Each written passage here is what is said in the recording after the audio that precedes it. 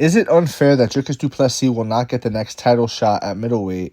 Dana White announced the winner of Chimaev and Usman gets the next shot at Sean Strickland. So, first and foremost, yeah, it's incredibly unfair. But if you've been watching the UFC long enough, you'll see that a lot of things aren't fair, you know what I mean, in that life. It is what it is.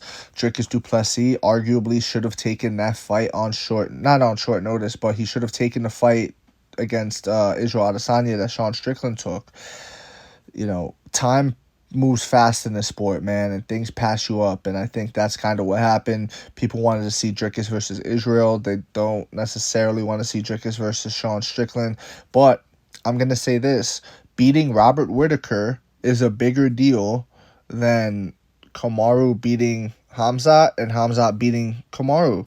It's a way bigger deal. Who the fuck are these guys at middleweight? Hamzat's a nobody at middleweight. Hamzat has not beaten a single middleweight contender.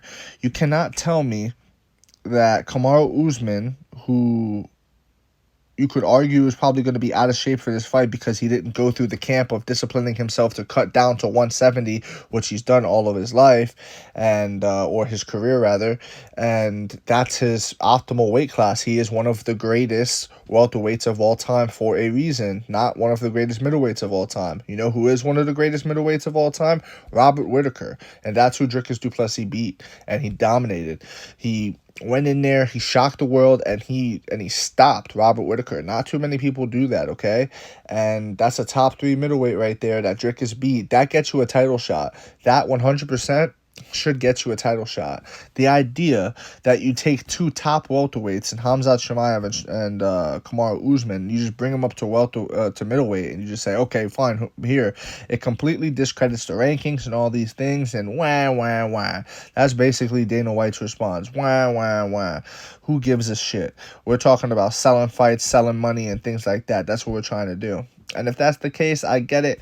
If that's the case, it's probably even the better move because Kamaru's a big star, and Kamaru versus Sean Strickland rematch at middleweight would be big, and Hamzat Chimaev versus Sean Strickland would be big too. So I get it, man, if we're just in this for the money and things like that, but, you know, if we're looking at it as who's the real best middleweight in the world, kind of a thing, I think it's messed up when you don't adhere to the rankings and you don't adhere to who's beating who.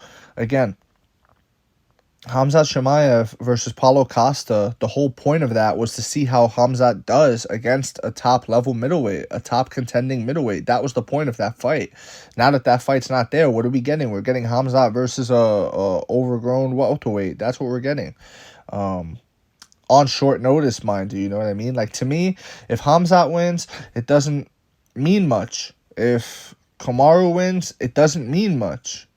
What meant much was Dricus beating Robert Whittaker.